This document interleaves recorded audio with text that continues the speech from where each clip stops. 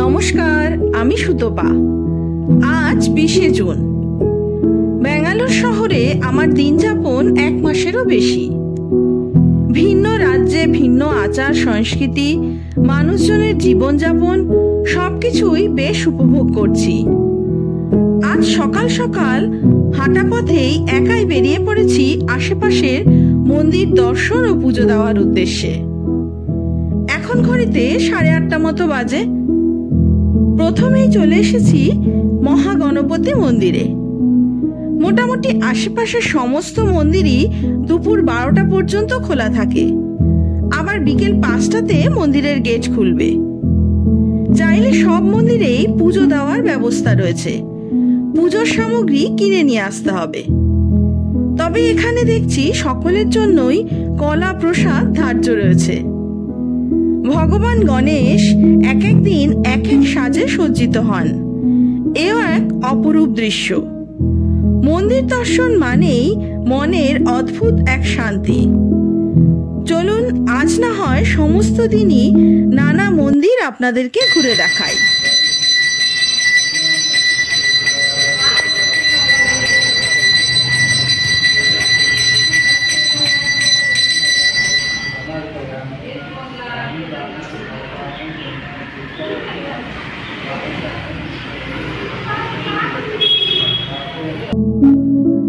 স্থানীয় অনেকেই আসেন এখানে পুজো দিতে।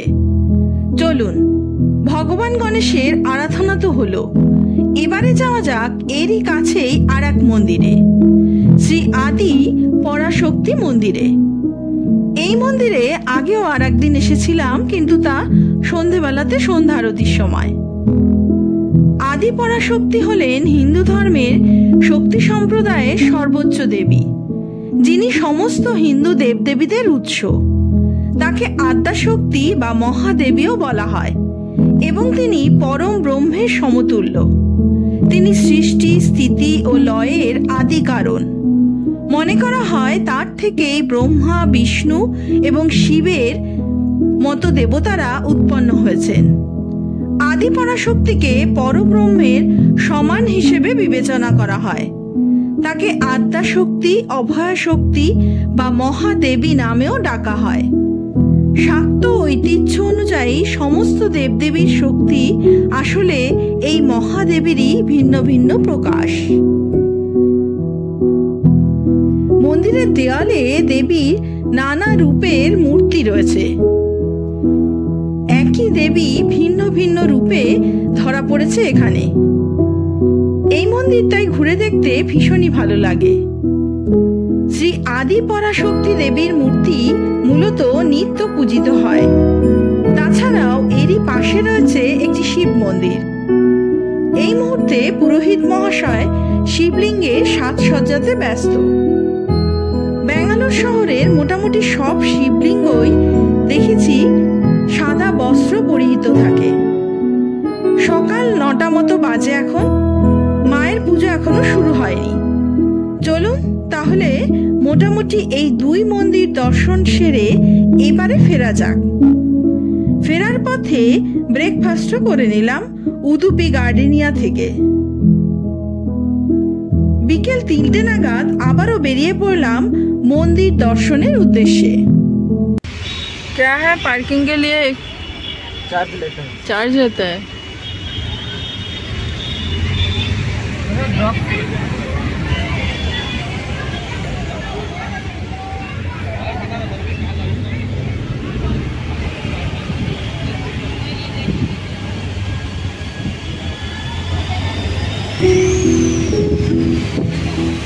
চলুন, চলে এসেছি ব্যাঙ্গালোরের চর্ড রোডে রাজাজি নগরের হরে কৃষ্ণ হিলের ইস্কন মন্দিরে।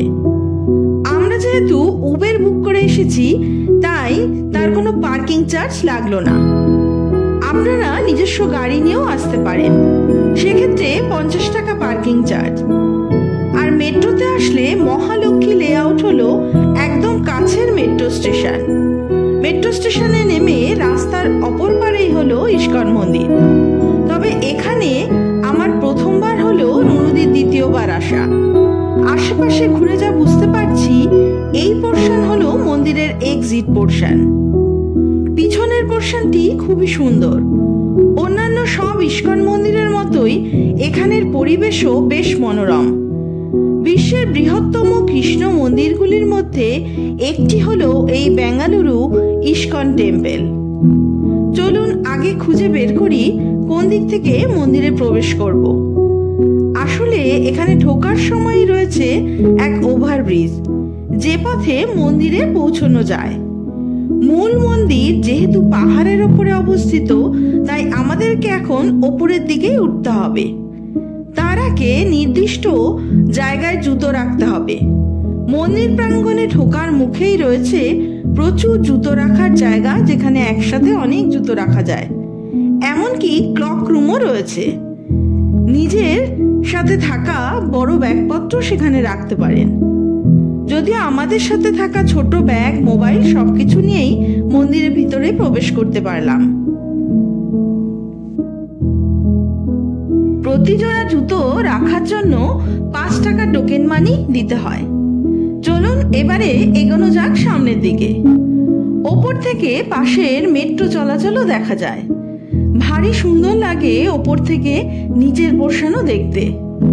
মন্দির সকাল 4:30 থেকে 5:30 আরতির জন্য খোলা থাকে। আবার সকাল 7:30 থেকে 1:30 পর্যন্ত খোলা। বিকেলে 4:15 থেকে রাত 8টা পর্যন্ত খোলা থাকে। তবে যে কোনো ছুটির দিনে যেহেতু হাজার হাজার মানুষের ভিড় হয় এই মন্দিরে, তাই সকাল 4:30 থেকে 5:30, আবার সকাল 7:30 থেকে রাত 8:30 পর্যন্ত খোলা থাকে। মানে সমস্ত দিনই সেদিন খোলা থাকবে। ঐশ্বরিক আবির্ভাবের স্মরণে ইস্কন বেঙ্গালুরুতে সারা বছর ধরে বিভিন্ন উৎসব পালিত হয়। আর প্রতিদিন ইস্কন মন্দিরে কীর্তন হয়। মঙ্গল আরতির সময় গুরু অষ্টক থেকে শুরু করে শয়ন আরতি পর্যন্ত। 1997 সালের মে মাসে বেঙ্গালুরু ইস্কন মন্দির ভারতের নবম রাষ্ট্রপতি শঙ্কর দয়াল শর্মা উদ্বোধন করেছিলেন।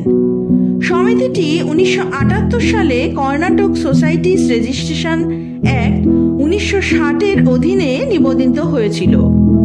সমিতির উদ্দেশ্য সমূহ শিল প্রভুপাদের দ্বারা বর্ণিত ইস্কনের 7টি উদ্দেশ্য থেকে মন্দির প্রাঙ্গণে প্রবেশের সময় প্রথমেই রয়েছে 17 মিটার বা 56 ফুট উঁচু একটি সোনার প্রলেপযুক্ত ধ্বজ বা স্তম্ভ এবং 8.5 মিটার বা 28 ফুট উঁচু একটি সোনার প্রলেপযুক্ত কলস শিখর।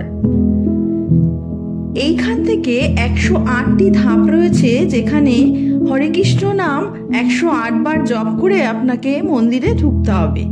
যদিও এখন সেখানে নির্মাণ কাজ চলছে। ইস্কন বেঙ্গালুরুতে 6টি মন্দির রয়েছে। এখানে মূল মন্দিরে রয়েছে প্রধান দেবতা যিনি রাধাকৃষ্ণ।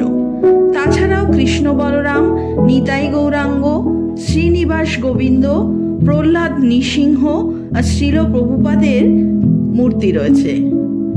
প্রথমে ঢুকতেই রয়েছে এ পথে হনুমানজি ও গরুর দেবের মন্দির, তারপর নৃসিংহদেবের গর্ভগৃহ।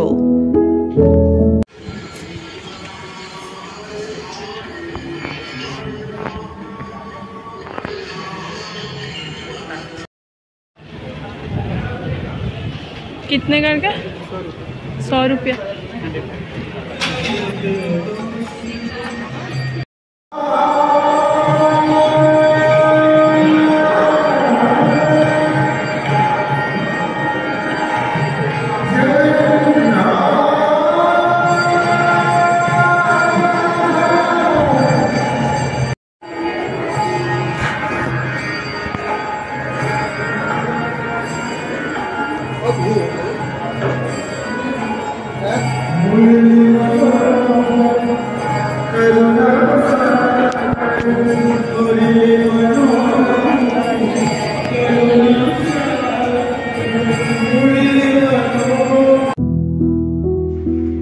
মন্দিরে কোনো প্রবেশ মূল্য নেই, তবে সম্মানের নিদর্শন হিসাবে আনুষ্ঠানিক বা ঐতিহ্যবাহী পোশাক পরাই বাঞ্ছনীয়। মূল মন্দিরে মোবাইল ব্যবহার অ্যালাউ নেই। এখানে 6 বার ভোগ লাগানো হয় আর 6 বারই আরতি হয়। তবে এই মুহূর্তে আমরা চলে এসেছি মন্দিরের নিচের তলাতে, যেখানে রয়েছে নানা স্টল, তাছাড়াও ছোটখাটো সংগ্রহশালা মতো। বিশ্বের বৃহত্তম কৃষ্ণ হিন্দু মন্দিরগুলির মধ্যে ব্যাঙ্গালোরের ইস্কন মন্দির অন্যতম। মন্দিরটি হিন্দু দেবতা রাধা কৃষ্ণের উদ্দেশ্যেই নিবেদিত এবং ছন্দোক্ত উপনিষদে উল্লেখিত একেশ্বরবাদ প্রচার করে। 1997 সালের মে মাসে ভারতের নবম রাষ্ট্রপতি শঙ্কর দয়াল শর্মা বেঙ্গালুরুতে ইস্কন মন্দিরের উদ্বোধন করেন। শ্রীল প্রভুপাদ আন্তর্জাতিক কৃষ্ণ ভাবনামৃত সমিতি বা international society for Krishna consciousness বা ইস্কন প্রতিষ্ঠা করেন। 1966 সালে তিনি নিউ ইয়র্ক সিটিতে ইস্কন প্রতিষ্ঠা করেন। ভগবদ গীতার শিক্ষা এবং ভক্তিযোগ অনুশীলনের প্রচারে তার জীবন উৎসর্গ করেছিলেন। তার প্রচেষ্টায় বিশ্বব্যাপী মন্দির, আশ্রম এবং সম্প্রদায় প্রতিষ্ঠা করা হয়, যার ফলে বৈদিক জ্ঞান বিশ্বব্যাপী পাঠকদের কাছে সহজলভ্য হয়েছে। নিচের তলাতে ছোট্ট সংগ্রহশালাতে এখানে যেমন রয়েছে মানব জীবনের জীবনচক্র, এক সুন্দর উদাহরণ। বিভিন্ন মূর্তি দ্বারা তা বোঝানো হয়েছে। বহু ভক্তেরা অতি উৎসাহেই তা দেখছেন। তাছাড়াও শিলা প্রভুপদের মূর্তি সহ হরে কৃষ্ণ হিলে কিভাবে মন্দির নির্মাণ হলো সে বৃত্তান্তও রয়েছে দেয়ালে। ঐশ্বরিক আবির্ভাবের স্মরণে ইস্কন বেঙ্গালুরুতে সারা বছর ধরে বিভিন্ন উৎসব পালিত হয়। বহু ভক্ত সমাগম হয় এখানে। এরও নিচের তলাতে রয়েছে বিভিন্ন স্টল। ভগবানের মূর্তি থেকে শুরু করে পোশাক, পুজোর ব্যবহারের যাবতীয় নানা কিছু রয়েছে এইসব স্টলে। প্রয়োজনে দাম দর করে কিনতেও পারেন এখান থেকে।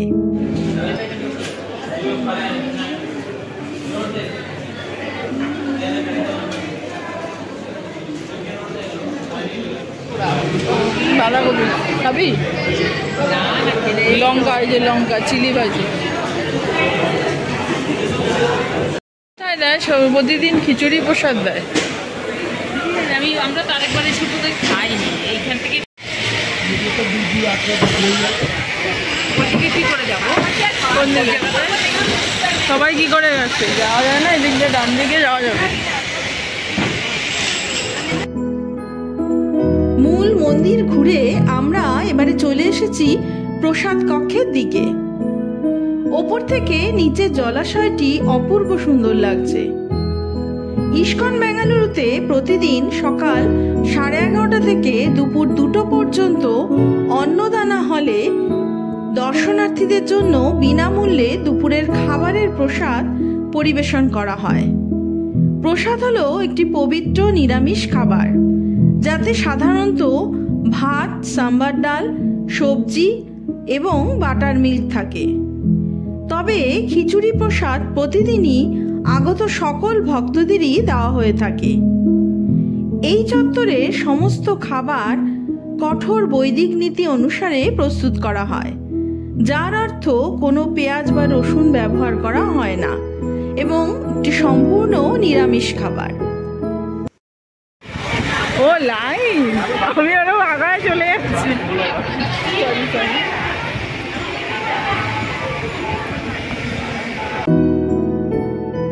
লাইনে দাঁড়িয়ে আমরাও খিচুড়ি প্রসাদ পেলাম।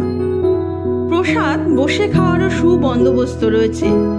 বিশাল এক হলঘর, এখানে নিচে বা ওপরে বসারও, চেয়ারে বসারও ব্যবস্থা আছে। সর্বক্ষণের জন্যই আবার চলছে হরে কৃষ্ণ নাম সংকীর্তন।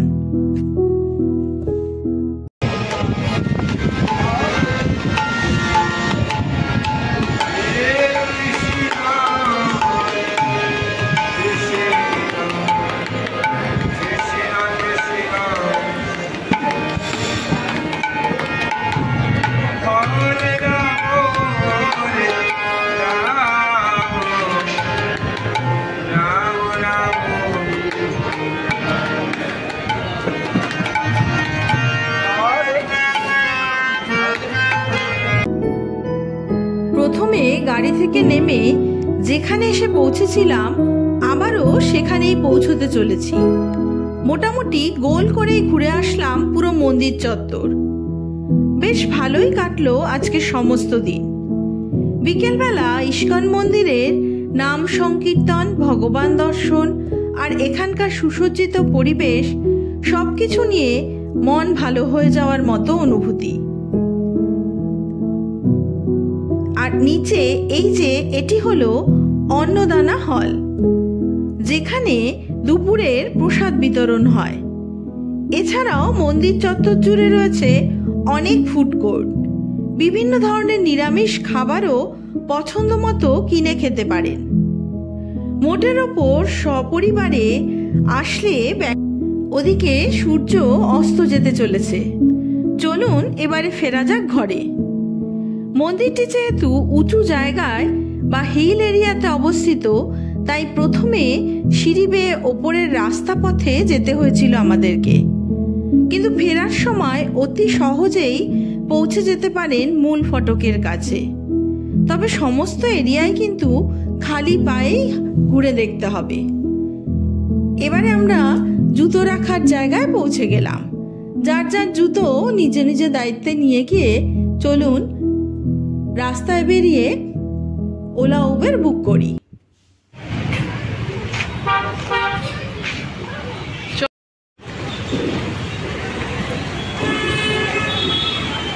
দিক দিয়ে এসেছিলাম, বেরোনোর সময় হচ্ছে আবার এদিক দিয়ে ঘুরে ঘুরে আজ তবে এই পর্যন্তই থাক। আপনাদের সাথে দেখা হবে নতুন আর একটা ব্লগ নিয়ে, নতুন আর এক জায়গায়। ততদিন সবাই সুস্থ থাকবেন, ভালো থাকবেন। নমস্কার।